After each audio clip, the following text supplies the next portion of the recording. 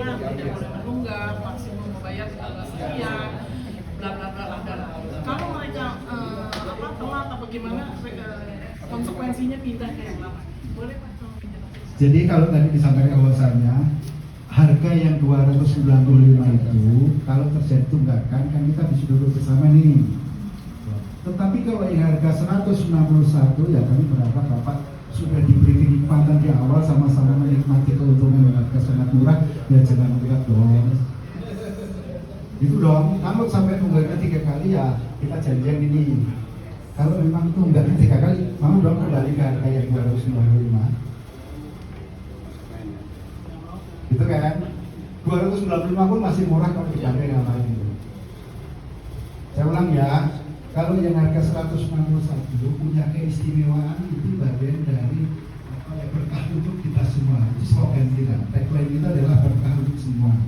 Harga yang sangat murah itu tadi tidak dapat temukan di tempat lain. Kebetulan karena kami mendapatkan berkah, mendapatkan harga tanah yang masih seperti saat ini boleh diangsur 5 tahun, maka kita berikan yuk ini kita sama-sama nikmati. Toh kami juga dibantu oleh Bapak Ibu sekalian dengan ngangsur. Dengan ngangsur itu berarti kan memperingan beban kita. Berarti apa? Kita berbagi mengenai berkah ini. Artinya berkah ini kemudian kita berikan dengan harga yang murah itu tadi. Tetapi konsekuensinya sudah diberi harga murah dengan angsuran yang 500.000 itu juga boleh. Tetapi ketika kemudian 3 bulan berturut tidak, ya kita kembalikan. Tidak boleh menunggak. Kalau dia menunggak, dia mau melanjutkan ikut yang lama. Iya. Yang 29. Gitu ya. Ada satu pertanyaan lagi? Satu lagi, tadi yang kalau PPJB awal itu kan masih di bawah tangan. Begitu kita mau serah terima kunci, dipastikan AJB ya, itu baru secara notaril. Jadi gini, PPJB itu masih belum notaril, tapi ketika sudah lunas akan berpindah menjadi akta jual beli. Perjanjiannya berdasarkan akta. Akta itu berarti di bawah notaris. Notaris itu adalah negara. Artinya punya kekuatan hukum tetap dan itu bisa menjadi sertifikat hak milik pada saat nanti. Bapak Ibu nanti terimanya sertifikatnya HGB ya. Awal, saya ulang. Perusahaan yang mengajukan izin untuk mengembangkan kawasan perumahan oleh negara diberikannya statusnya HGB induk. Lahan seluas 48 yang miliknya orang banyak awalnya, milik orang banyak dengan nama seaneka ragam, misalkan sudah 100 orang, itu kemudian kami ajukan kepada BPN, itu menjadi satu nama yaitu PT SPN dengan status HGB. Ketika kemudian HGB ini kemudian kita ajukan perizinannya dan kemudian ada pembeli sebanyak ini kami pecah-pecah namanya sesuai kapling yang kami buat. Namanya sebagaimana yang Bapak Ibu pilih, Bapak kapling mana, itu namanya HGB-nya pecahan.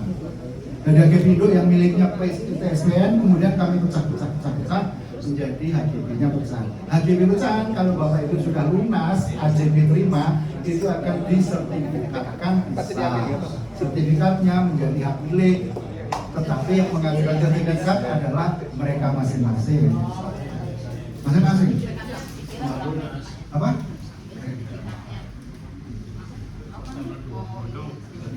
Yang sertifikat.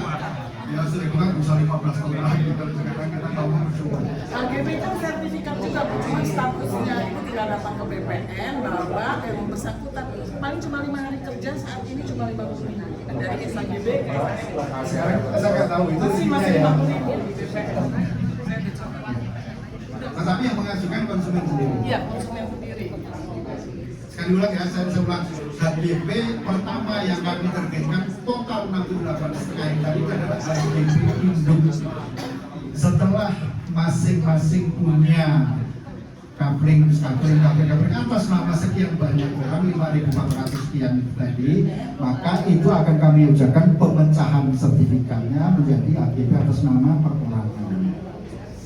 Kalau sudah lunas, ini kita berikan sertifikatnya. Bapak Ibu bisa urus sendiri ke BPN untuk ditingkatkan menjadi statusnya hak milik. Soal biayanya itu di sana bukan kami. Kata Ibu 50.000. Masih 50.000 hanya 5 hari kerja. 5 hari kerja. Yang bersangkutan datang sendiri, cepat. Gitu ya. Pak, satu lagi tadi pada saat STK atau udah lunas? AJB pada saat penyerahan pertama angsuran. PPJB. PPJB. AJB itu pada saat lunas bayar pajak. Kan kalau serah terima kunci kita ada lagi nggak? PPJB Nggak ada. PPJB lagi. Ibu sudah ngangsur terakhir, tapi ibu juga harus mengampilkan bukti pembayaran pajaknya. Karena itu pajak bukan kami yang menerima, pajak langsung kepada negara. Itu diserahkan kepada kita, bareng-bareng kita bawa kepada notaris. Akte jual beli bersama dengan pajak, bukti setor pajak diajukan kepada notaris, ditandai notaris, diterbitkanlah AJB itu. Dari PPJB salah, dari PPJB bersama pajak, kemudian dibawa ke notaris, notaris oh ya ini sudah bayar pajak, berarti betul sah, dia bisa mewakili negara, tidak dosa karena orang yang belum bayar pajak kemudian terbit AJB yang dosa ya notarisnya, karena dia kan disumpah mewakili negara. Ya. Jadi bisa terbit setelah lunas. Kalau lunas kemudian akan kita ajukan ke BPN untuk dipecah sertifikat. Mungkin kalau STK, PPJB-nya PPJB serah terima kali ya? STK kan berita acara dulu.